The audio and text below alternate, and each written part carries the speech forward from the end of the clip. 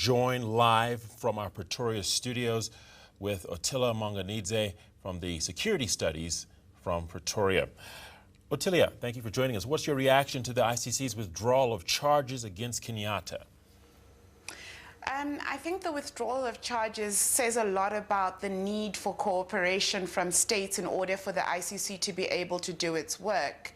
And ultimately, the people who are most affected by this are the victims of the post-election violence who may not actually ever see justice at an international level or at a domestic level in respect of the crimes committed against them. All right. From the start, did the court even have a case against him?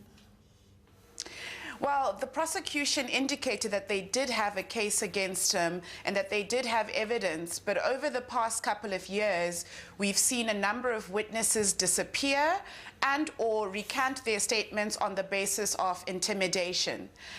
The Kenyan government has also not given cooperation nor complied with requests of the OTP in respect of telephone records as well as bank records, which the prosecution said that without those, they would not be able to get a successful prosecution.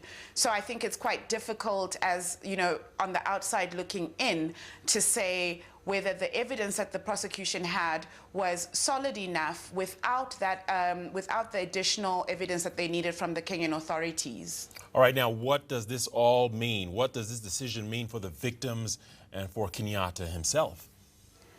Well, the common legal representative for victims, as well as the head of the Office for the Public Counsel for Victims and Witnesses, have both issued statements clearly stating that what this means is the 20,000 victims that had already come forward in respect of this case will not see justice being done.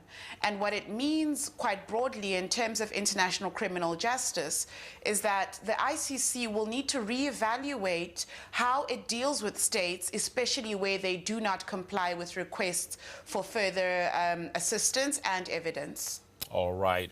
Ottilia Maunganidze, thank you for your insight and analysis. That was Ottilia from the Institute for Security Studies joining us live from our Pretoria studios.